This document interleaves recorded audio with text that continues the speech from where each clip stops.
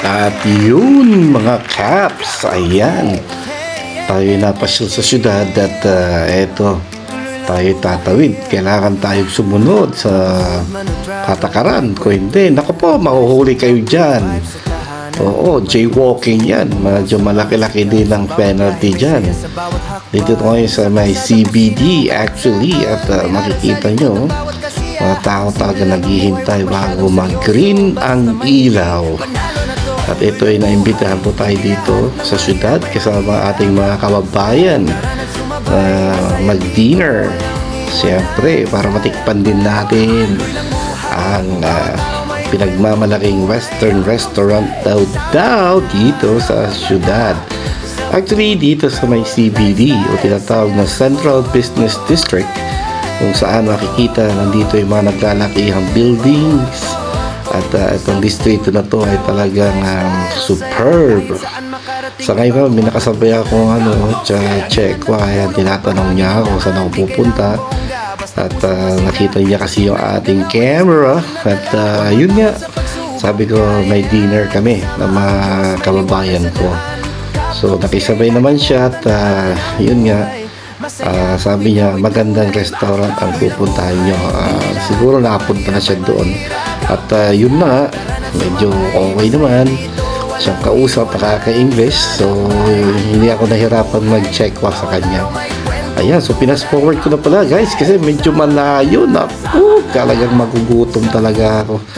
Almost 700 meters pa ang layo niya mula sa subway kasi nag-subway ako. Medyo malayo-layo ito ng konti. Tatlong transfer.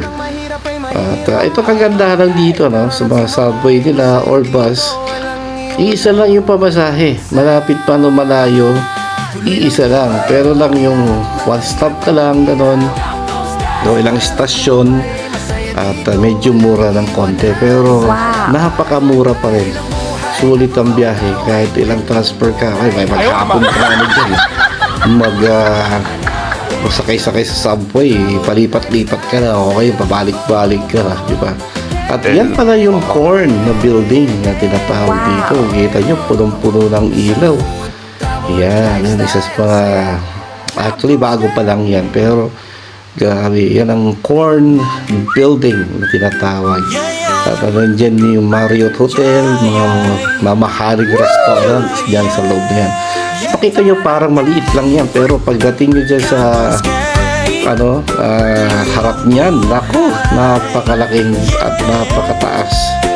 Medyo layo ng konti pa yan, pero kita nyo naman sa ilaw, saganang sagana. At ang lake, naku, ang sarap-sarap ng lake. Gusto ko sanang tumalon dyan at maligo, lumangoy. Ayaw, di ba? Yung mga ilaw, yung mga puno. At saka very colorful yung mga nilagay nilang ilaw, talaga so attractive. Ayan, hanggang doon sa kabilang bridge. Ayan, mga Caps, grabe. Ilaw pa lang, sagana na, pati sa kalsada. Ang liwanag ng buhay. Grabe. Diba? Safe na safe ka maglakad kahit gabi na. Okay lang kasi sa ilaw. Ayan, nilapag ko muna yung aking camera pag naglakad-lakad at picture dyan.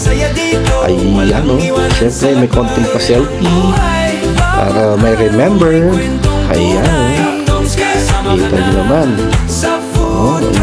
Lawak, ang linis pa ng lugar. Ayan. Alright, hanggang sa muli. Bye mga Caps. Kahit saan makarating, may bagong matutunan. Laging